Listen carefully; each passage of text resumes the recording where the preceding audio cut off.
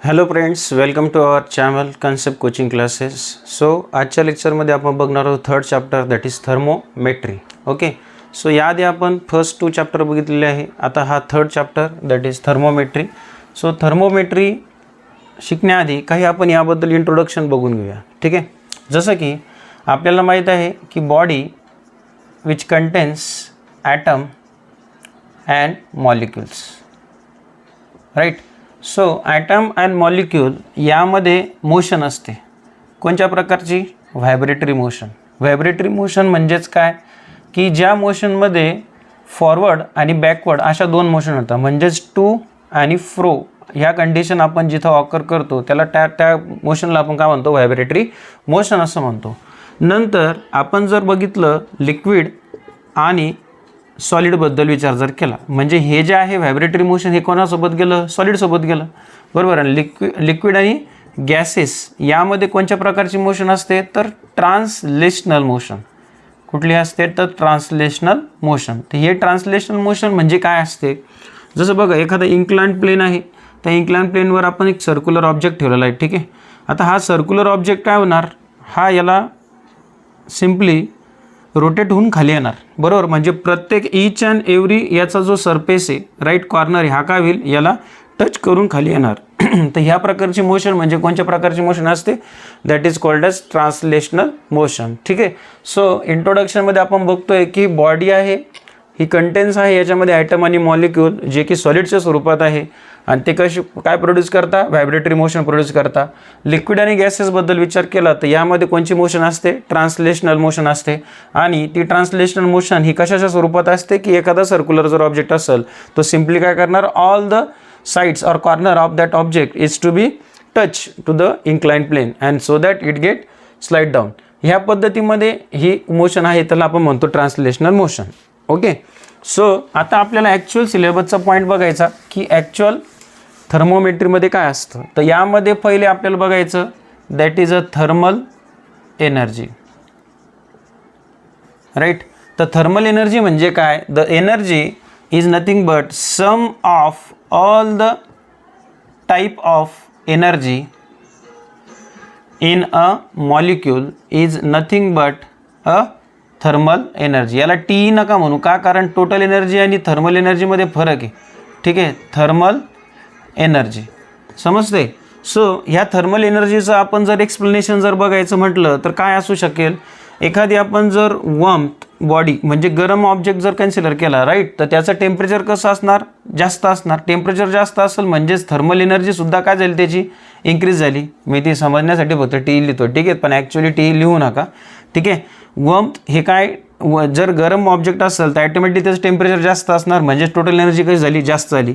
जर एखादा cold object असेल तर त्याचं टेम्परेचर कसं असणार? कमी, म्हणजेच थर्मल एनर्जी पण कशी असणार? कमी असणार. हे साधा आपण लॉजिक काय करू शकतो?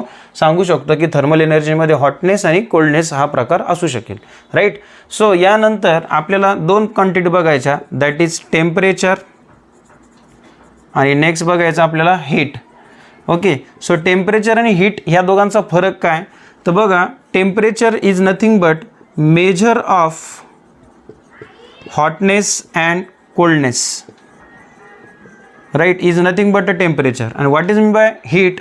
It is a sensation of hotness only. Sensation of hotness is nothing but a what? That is a heat. मग हीट कशाने रिप्रेझेंट करतो आपण? क्यू, कॅपिटल क्यू हे हीटचं रिप्रेझेंटेशन झालं. टेम्परेचरला रिप्रेझेंटेशन करता येत नाही, पण याला आपण मोजतो कशामध्ये? केल्विनमध्ये. आणि याला कशामध्ये मोजतो आपण? जूलमध्ये, बरोबर. तर हे 2 वेगवेगळे प्रकार. महत्त्वाचं, टेम्परेचर ही कोणची क्वांटिटी आहे? Intensive property, intensive property. आणि हीट जी आहे ही कोणची प्रॉपर्टी आहे? Extensive property. आता लक्ष द्या, इंटेन्सिव्ह आणि एक्सटेन्सिव्ह काय असतं? इंटेन्सिव्ह कसं असतं? कमी प्रमाणात. जसं एक ग्रॅम पाणी घेतलं तुम्ही किंवा 500 ग्राम जरी घेतलं तर त्याचा बॉइलिंग पॉईंट कसा असणार आहे? सेम असणार, that 100 degree Celsius. But extensive प्रॉपर्टीमध्ये हा कसा असणार? हीटसोबत चेंज होणार असेल. कसा असेल? चेंज. आणि तो कसा असू शकतो? जास्त असू शकतो. तर हा फरक याच्यामध्ये थर्मल एनर्जीमध्ये काय होतं? आपल्याला दिसून येतो. ठीक आहे. सो हा पॉईंट एकदा नोट डाऊन करून घ्या. त्यानंतर आपल्याला पॉईंट बघायचं बघा, calorie and kilo calorie. Calorie आणि किलो कॅलरी.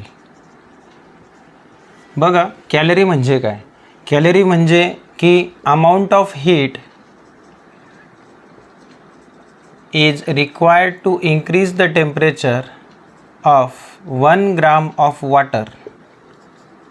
1 ग्राम पाण्याचं तापमान वाढवण्यासाठी किती वाढवलं पाहिजे, 1 ग्राम पाण्याचं तापमान 1 डिग्री सेल्सिअसनी वाढवण्यासाठी लागलेली हीट म्हणजेच काय 1 किलो कॅलरी. ठीक आहे. So 1 calorie is equals two is nothing but 4.186 joule. ठीक आहे. आणि कॅलरी आणि किलो कॅलरीचं रिलेशन हे असतं 1 calorie is equals to 1 × 10⁻³ kilo calorie. तर लक्षात घ्या कॅलरी म्हणजेच काय की amount of heat is required to increase the temperature of 1 gram of water by 1 degree Celsius. Right. तर याला आपण म्हणतो काय कॅलरी. पण 1 कॅलरी म्हणजेच किती 4.186 जूल आणि 1 कॅलरी हे किलो कॅलरीचं रिलेशनमध्ये 1 × 10⁻³ किलो कॅलरी असतं. तर मग आता किलो कॅलरी म्हणजे काय, सेम की 1 ग्रॅम पाण्याचं तापमान, पण इथं ग्रॅमच्या जागी आता किती येणार किलोग्रॅम. बरोबर. हा किलो आहे आणि हा काय कॅलरी आहे, म्हणजे ग्राम आहे याच्यामध्ये आणि याच्यामध्ये काय किलोग्राम. म्हणजे 1 किलोग्राम पाण्याचं तापमान किती डिग्री सेल्सिअसने वाढवायचं 1 डिग्री सेल्सिअसने वाढवण्यासाठी लागलेली एनर्जी म्हणजेच हीट जी म्हणजेच त्याला आपण म्हणतो किलो कॅलरी. मग 1 किलो कॅलरी म्हणजे किती, तर ह्या 4.186ला 1000ने मल्टिप्लाय केलं तर याचा पॉईंट काय होईल शिफ्ट होणार, म्हणजेच काय येईल 4186 जूल. आणि 1 किलो कॅलरी हे कॅलरीसोबत जर रिलेशन घेतलं आपण तर 1 × 10⁻³ दॅट इज कॅलरी. हे समजून घ्या. हे काय होईल शिफ्ट होईल -3चं वरती गेल्यावर काय होईल तो +3 होईल. तर लक्षात घ्या कॅलरी किलो कॅलरी हे दोन छोटे पॉईंट. तर हे तुम्हाला MCQमध्ये येऊ शकतं की 1 कॅलरी म्हणजे किती किंवा 1 किलो कॅलरी म्हणजे किती किंवा किलो कॅलरी आणि कॅलरी याचं रिलेशन काय. ठीक आहे. तर हा एक छोटा पॉईंट. नंतर यानंतर आपल्याला बघायचं स्टेडी स्टेट टेम्परेचर.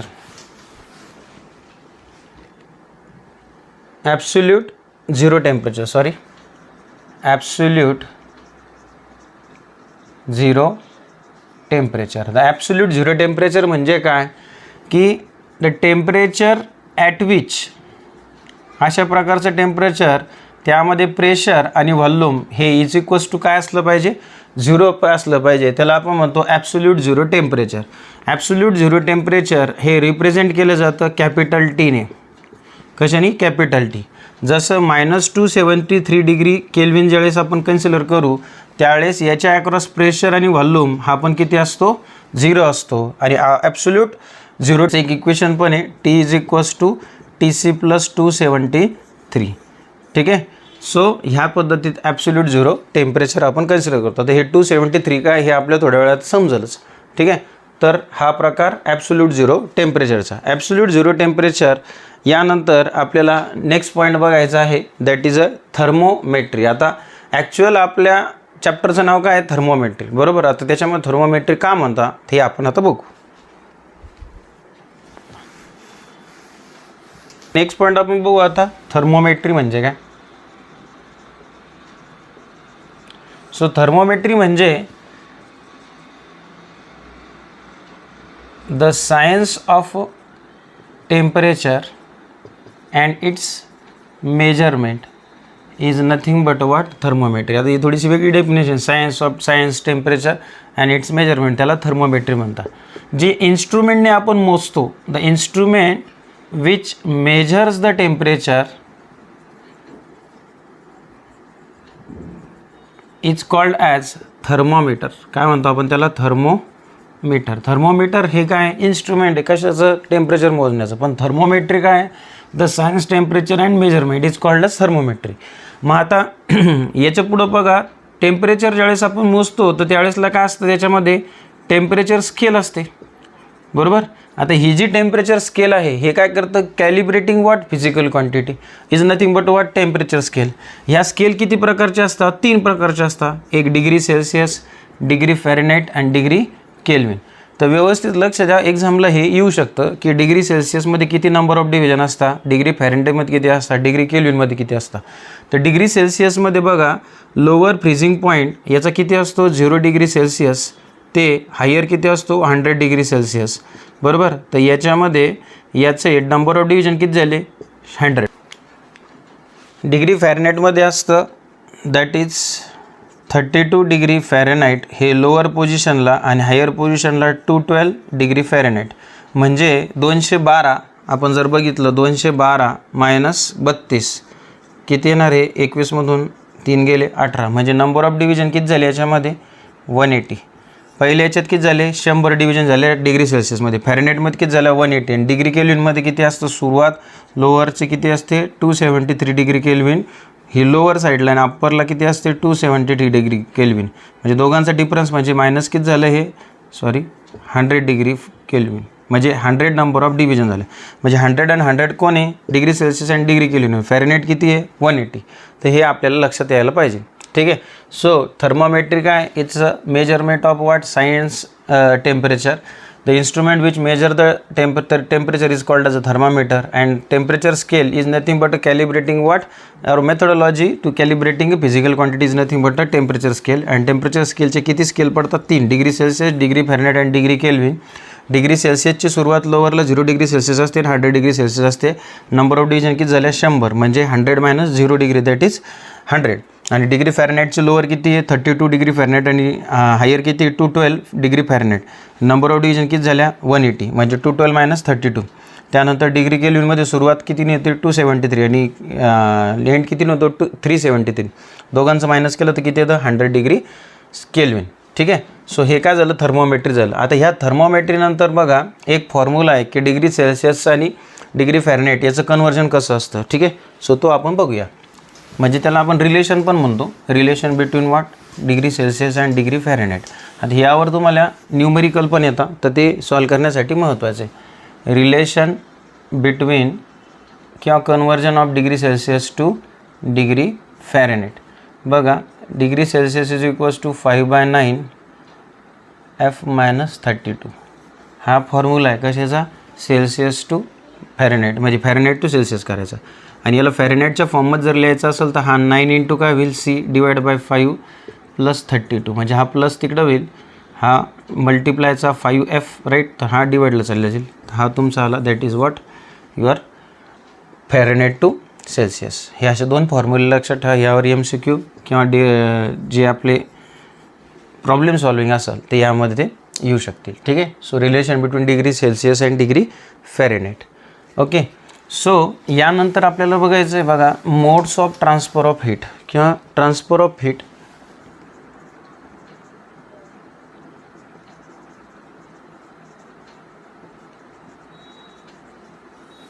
आता modes of transfer of heat actually कशी होते असते, हीट कधी ट्रान्सफर कशी होती higher level higher temperature to what lower temperature. Same पद्धतीमध्ये यामध्ये होणार, पण महत्त्वाचं याचे मोड किती, तर याच्यामध्ये 3 प्रकारचे मोड असतात. एक कंडक्शन, कन्व्हेक्शन आणि रेडिएशन. कंडक्शन, कन्व्हेक्शन आणि तिसरे असते काय रेडिएशन प्रोसेस. ठीक आहे. आता याला इन जनरल जर शिकायचं असेल तर कंडक्शन हे होतं मोस्टली सॉलिडमध्ये, आणि कन्व्हेक्शन कशामध्ये होतं लिक्विडमध्ये, आणि रेडिएशन कशामध्ये होतं दॅट इज गॅसेसमध्ये. म्हणजे सॉलिड, लिक्विड आणि गॅसेस या पद्धतीत 3 प्रकार पडतात, कंडक्शन, कन्व्हेक्शन अँड रेडिएशन. तर ते आपण आता 1 बाय 1 बघू की what is mean by conduction, convection and radiation. तर यामध्ये लक्षात घ्या कंडक्शन हा थोडासा मोठा पॉईंट आहे, कन्व्हेक्शन अँड रेडिएशन हे थोडे छोटे पॉईंट आहे. ठीक आहे. सो आपल्याला आता बघायचं what is mean by conduction. व्यवस्थित समजून घ्यायला सोपं आहे. बघा conduction is nothing but what की amount of heat is transfer from higher temperature to the lower temperature. हे कधी असंच होणार बरोबर, बट यामध्ये महत्त्वाचं आहे without actual migration of particle. हे फार महत्त्वाचं आहे की जे पार्टिकल असतील त्यांचं स्थलांतर होतं का नाही. मायग्रेशनचा अर्थ असतो स्थलांतर. Without actual migration of particle is nothing but what conduction. Right. जसा साधा लॉजिक आपण एक्झाम्पलसाठी याचा समजून घेण्याचा प्रयत्न करू. आपल्याकडे एखादा स्टील रॉड आहे. ठीक आहे. तो स्टील रॉड काय केला तुम्ही बर्नरवर गरम करण्यासाठी ठेवला, आणि दुसऱ्या हातात तो तुम्ही पकडून धरलेला आहे. काय होईल तो गरम होत आल्यानंतर दुसऱ्या साईडला काय होईल तुम्हाला थोड्या वेळानंतर चटका बसेल, तर यामध्ये काय झाले, जे पार्टिकल त्याचे मूव्ह झाले पण ते कुठलं झाले, त्या पर्टिक्युलर ऑब्जेक्ट पुरतेच मर्यादित झाले किंवा ते ट्रान्सफर झाले, याच्या व्यतिरिक्त झाले का, नाही. तर मग हा कसा प्रकार झाला, कंडक्शन झाला. कशाचा प्रकार झाला, कंडक्शन. ठीक आहे. सो ह्या पद्धतीचे एक्झाम्पल आपण कंडक्शनमध्ये काय करतो, कवर करत असतो. आता एक महत्त्वाचं की तुम्हाला माहिती आहे बघा, गुड कंडक्टर काय असतो आणि बॅड कंडक्टर काय असतो. गुड कंडक्टर काय असतो, which allow to pass what, heat और temperature, is nothing but what, good conductor. आणि बॅड कंडक्टर कशाला म्हणतो आपण, की amount of which can't allow to pass the heat और टेम्परेचर. हे कुठल्याच प्रकारचं हीट जे पास करत नाही त्याला आपण काय म्हणतो, बॅड कंडक्टर. सो ह्या पद्धतीमध्ये कंडक्शनमध्ये पण दोन प्रकार पडतात, राईट. पण ते आपल्याला ऑलरेडी झाले असल्यामुळे आपण याला जास्त महत्त्व देत नाही. पण कंडक्शन शिकण्यासाठी आपल्याला एक एक्सपेरिमेंट करावा लागतो, की हे एक्सपेरिमेंट कशा प्रकारे काय करतात, वर्क करतात, ते आपण आता बघूया, राईट. तर बघा एक्सपेरिमेंट काय आहे कंडक्शनचा, आपण कंडक्शनच शिकतोय. ठीक आहे. अजून पण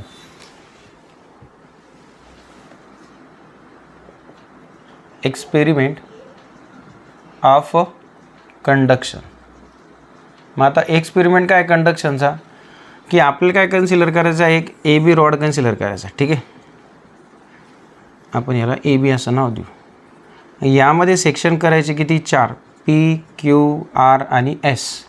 आता with the help of drill machine काय करणार, याला आपण पी क्यू आर एसला इथं होल पाडून घेणार आणि यामध्ये थर्मामीटर प्लेस करणार. ठीक आहे. यामध्ये पण आपण थर्मामीटर प्लेस करतो आहे. देन आरमध्ये पण थर्मामीटर प्लेस करतो. ठीक आहे.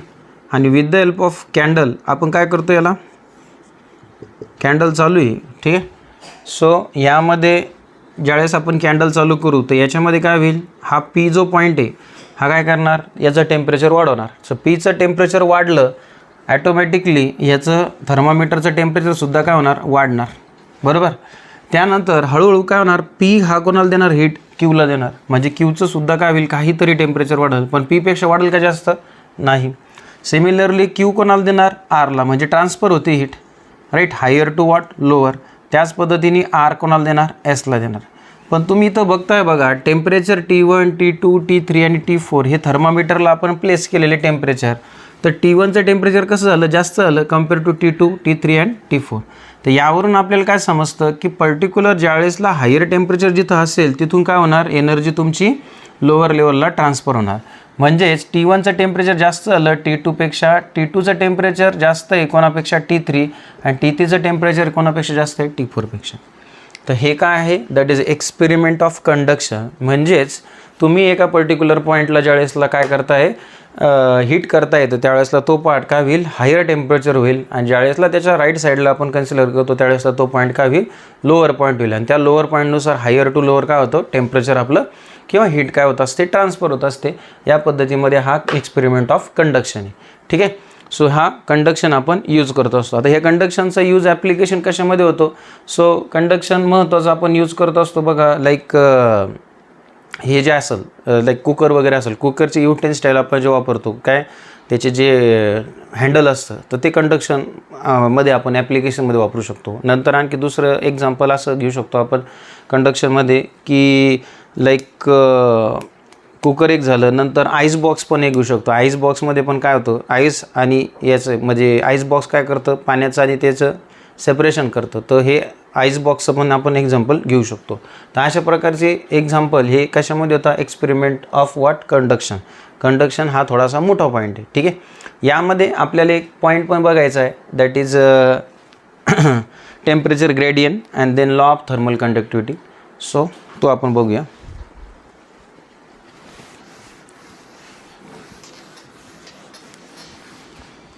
सो टेम्परेचर ग्रेडियंट म्हणजे काय,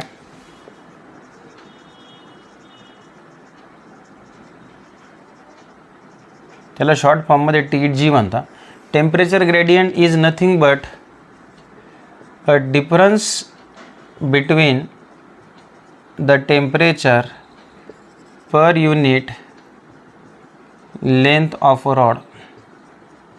like TG is equals to Q1 minus Q2 म्हणजे θ1 minus θ2 divided by what, D. D is the distance. Right. तर ह्याला आपण म्हणतो काय, टेम्परेचर ग्रेडियंट. आता ह्या टेम्परेचर ग्रेडियंटमध्ये आपल्याला नेक्स्ट पॉईंट आपला म्हणजेच टेम्परेचर ग्रेडियंट ॲक्च्युली आहे हा डिपेंड असतो कशावर, that is a cross sectional area आणि small t that is a time required to what, म्हणजे किती वेळासाठी आपण हीट काय करतो आहे, ट्रान्सफर करतो आहे, त्यासाठी हा टी जे काय असतो डिपेंड असतो. तर यानंतर आपल्याला एक नवीन हे बघायचं बघा, law of thermal conductivity. Law of thermal conductivity ह्या चॅप्टरमध्ये जर विचार केलं तर काय छोटे छोटे पॉईंट जरा जास्त आहे. ठीक आहे. सो तेवढं तुम्हाला त्या पॉईंट पूर्ण तुम्हाला कवर करणं गरजेचं आहे. Law of thermal conductivity. आता लॉ ऑफ थर्मल कंडक्टिव्हिटी काय सांगतं आपल्याला, की आपण एक रॉड घेतला, त्याच्यामध्ये 2 लेयर घेतले, ह्या लेअरला नाव दिलं सी आणि डी. ए बी हा आपला रॉड आहे. ठीक आहे. याच्या लेफ्ट साईडला आपण इनपुट देतो आहे that is Q. Q is nothing but a heat. ठीक आहे. आणि हा काय झाला याचा क्रॉस सेक्शनल एरिया. ठीक आहे. देन ह्या सी आणि डीच्या पॉईंटवर आपण काय करतो, इथं थर्मामीटर प्लेस करतो आहे आणि ज्याचं की टेम्परेचर म्हणजेच आपण थिटाने रिप्रेझेंट केलं आहे, θ1 अँड θ2. राईट. आणि ह्या दोघांचं सी आणि डीचं डिस्टन्स, सी आणि कॅपिटल डीचं डिस्टन्स कशाने दिलेलं आहे, स्मॉल डीने. आता लक्ष द्या, लॉ ऑफ थर्मल कंडक्टिव्हिटी काय सांगतं की when input is provided to the at a point A, तर सी आणि डी ही लेअरपैकी सी लेअर हा जवळ आहे कोणाच्या, हीटच्या, तर ॲटोमॅटिकली सीचं Q1चं टेम्परेचर कसं असणार, जास्त असणार कम्पेअर टू वॉट Q2, म्हणजे हे डिक्रीजिंग असणार. म्हणजे यावरून आपल्याला काय म्हणतं आहे, लॉ ऑफ थर्मल कंडक्टिव्हिटी आपल्याला काय सांगतं, when heat is direct proportional to what its a cross sectional area. जेवढे क्रॉस सेक्शनल एरिया असेल तेवढी हीट त्यातून काय होणार, पास होणार. Then heat is directly proportional to the small T. Why, because त्या पर्टिक्युलर वेळेमध्ये किती हीट जाते, राईट, त्याच्यावर आपलं हा डायरेक्ट प्रोपोर्शन असणार. जसं Q is also directly proportional on θ1 minus θ2, म्हणजे हे काय झालं, दोघांचं डिफरन्स झालं, कोणाचं, टेम्परेचरचं. म्हणजे Q is direct proportional to the difference in a temperature, but Q is inversely proportional to its distance between what, 2 layers that is C and D. मला तुम्ही सांगा सी हा जास्त हॉट असेल कम्पेअर टू वॉट, डी. का, कारण C हा जवळ आहे कोणाच्या, हीटच्या. म्हणून तुम्ही इथं जर बघितलं तर याच्या काय लेफ्ट साईड सेम आहे. लेफ्ट साईड जर सेम आहे म्हणून आपण राईट साईड अशा पद्धतीत लिहू शकतो का, Q1 minus θ2 divided bye D, तर लिहू शकतो ना, बरोबर. आणि हे डायरेक्टली किंवा इन्व्हर्सली प्रोपोर्शनल साईन आपण ज्यावेळेस इक्वल टू साईनने चेंज करू त्यावेळेस वापरणार आपण कॉन्स्टंट दॅट इज अ के. काय वापरणार, के. के हा काय आहे, that is a law of thermal conductivity constant आहे, राईट. आणि हा जो के आहे हा के आपण काय म्हणून वापरतो, दॅट इज गुड कंडक्टर म्हणून वापरतो, हे लक्षात असू दे. ठीक आहे, गुड कंडक्टर म्हणून आपण वापरतो. याला जर तुम्हाला केच्या स्वरूपात जर इक्वेशन लिहायचं असेल तर काय असणार, Q into D divided by that is A into T θ1 minus θ2. आणि तुम्ही याचा युनिट पण काढू शकता. हे जूल आहे हीटचं युनिट, हे मीटर एरियाचं मीटर स्क्वेअर, नंतर सेकंद, नंतर Kelvin. Meter get cancel, joule divided by meter second degree Kelvin. ठीक आहे. तर हा प्रकार काय झाला याचा, that is a law of thermal conductivity. म्हणजे हे तुम्हाला जे इक्वेशन आहे हे लक्षात ठेवणं गरजेचं आहे. पुन्हा कोणासोबत प्रोपोर्शन आहे, कारण MCQ याच्यावरच येतात. When heat is increases at that time what temperature is what, temperature always increasing. After that यामध्ये तुम्ही आणखी असं सांगू शकता, when heat is increases then the distance between the two plate is what, decreases. हा आपल्याला काय करायला लागणार, हा प्रोपोर्शन लक्षात ठेवणार. Heat is direct proportional to area. मग एरिया जर कमी असेल तर हीट तुमची कमी होईल का जास्त होईल, कमीच होईल. का होईल, कारण दोघांचं काय डायरेक्ट प्रोपोर्शन आहे. तर हा लॉ ऑफ थर्मल कंडक्टिव्हिटी. म्हणजे यामध्ये हे कंडक्शनच्या भागामध्ये येतं, ते कंडक्शनच्या पॉईंटमध्ये आपण हे कवर करतोय. ठीक आहे. सो कंडक्शन हे आता चालून कुठं तरी काय होतं, संपतं. म्हणजे यानंतर काय असतं, कन्व्हेक्शन. ठीक आहे. सो ते आपण बघूया.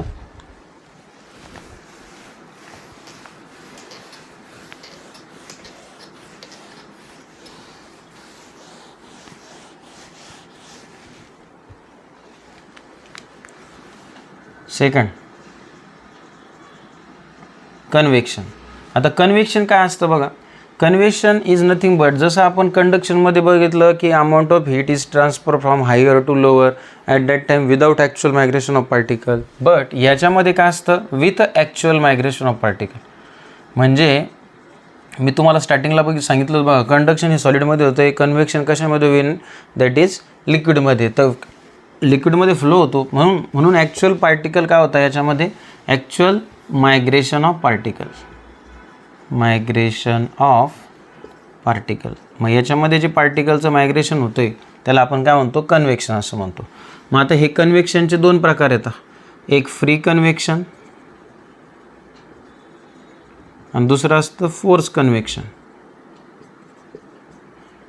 आता फ्री कन्व्हेक्शन हे कसं असतं, रेस्ट पॉईंटला ज्यावेळेसला आपलं फ्लुइड असेल त्याला आपण काय म्हणतो, that is a free convection, right.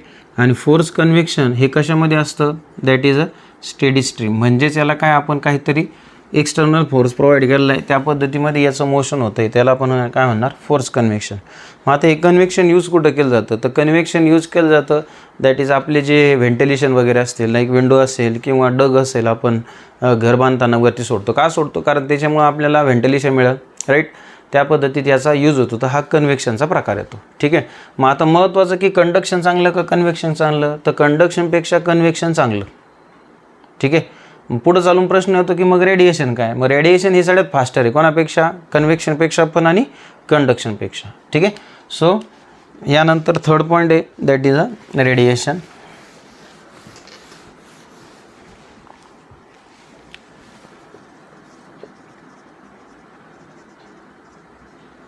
Radiation is nothing but what, transfer of heat from higher temperature to what, lower temperature, but without using a medium. Medium याला वापरलं जात नाही कारण हे गॅसमध्ये होतं आणि यामध्ये आपण वापरतो काय, that is a electromagnetic wave. आणि इलेक्ट्रोमॅग्नेटिक वेव्ह याची स्पीड किती असते, स्पीड ऑफ लाईट एवढी असते याची स्पीड, म्हणजे फार फास्ट काम करतं. म्हणजेच किती, speed of light 3 × 10⁸ meter per second. या स्पीडने काय करतं, रेडिएशन हे वर्क करतं. म्हणजे it is a more faster than that is convection as well as conduction, ठीक आहे. सो मग आता हे कन्व्हेक्शन वापरलं कुठं जातं, तर कन्व्हेक्शन वापरलं जातं बघा, जे सूर्याचे जे किरण आपल्या पृथ्वीवर पडत आहे, राईट, लाईट रेज, तर त्यामुळे आपली हीट ही कंटिन्युअस तापत जाते का, नाही, राईट. काही वेळानंतर काय होते, पुन्हा ती थंड होऊन जाते. तर हा कशाचा प्रकार, रेडिएशनचा प्रकार. सेकंड, तुम्ही समरमध्ये ज्यावेळेसला व्हाईट क्लॉथ वेअर करता तर काय होतं, त्याच्यामध्ये रिफ्लेक्शन होतं, राईट. तर हा रिफ्लेक्शनचा भाग असल्यामुळे हा प्रकार कशामध्ये येतो, दॅट इज रेडिएशनमध्ये येतो. सो हे अशा प्रकारे काय रेडिएशन वर्क करतं. सो आजच्या लेक्चरमध्ये आपण काय काय पॉईंट बघितलेले आहे, तर थोडंसं आपण रिवाईज करू. तर यामध्ये बघा, आपण थर्मोमेट्री हा चॅप्टर स्टार्ट केला. त्यामध्ये फर्स्ट इंट्रोडक्शन असं घेतलं की आवर बॉडी ही ॲटम आणि मॉलिक्युलनी बनलेली, पण ॲटम मॉलिक्युल हे सॉलिड असल्यामुळं हे व्हायब्रेटरी मोशन प्रोड्यूस करतात. पण लिक्विड आणि गॅसेसमध्ये आपण जर बघितलं तर ते कशा प्रकारचे मोशन प्रोड्यूस करतात, ट्रान्सलेशन, जे की त्यांचं पूर्ण काय होतं, जो ऑब्जेक्ट आहे हा काय होतो, पूर्ण टच करून खाली जातो, राईट. त्याला आपण म्हणतो ट्रान्सलेशनल मोशन. यानंतर आपण बघितलं थर्मल एनर्जी. थर्मल एनर्जी म्हणजे की sum of all the type of energy आणि in a molecule is nothing but a thermal energy. नंतर आपण बघितलं टेम्परेचर अँड हीट, हे काय आहे, इंटेन्सिव्ह एक्सटेन्सिव्ह प्रॉपर्टी, हे आपण गोष्टी बघितल्या. आणि नंतर आपण बघितलं की कॅलरी म्हणजे काय, किलो कॅलरी काय असतं. कॅलरी म्हणजे 4.318, ही काय व्हॅल्यू 1 किलो कॅलरी, 1 कॅलरीची, किलो म्हटलं त्याला 3 काय करणार, म्हणजे 1000 मल्टिप्लाय करणार, 4186 ही काय असणार, त्याची व्हॅल्यू असणार. नंतर रिलेशन पाहिलं आपण. नंतर पॉईंट होता आपला थर्मल कंडक्टिव्हिटी, थर्मल टेम्परेचर, हां, त्याच्यामध्ये की प्रेशर आपलं काय होतं, प्रेशर आणि व्हॉल्यूम हा 0 होता, राईट, ॲब्सोल्यूट 0 टेम्परेचर आपण त्याला म्हटलं.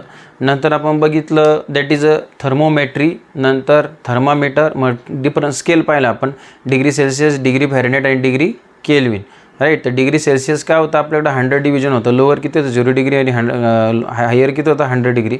आणि त्याच पद्धतीमध्ये डिग्री फॅरेनहाइटमध्ये किती होतं, लोअर 32 डिग्री फॅरेनहाइट होतं आणि अप्पर किती होतं, दॅट इज अ 212, म्हणजे मायनस जर केलं किती होतं 180 डिव्हिजन आले होते.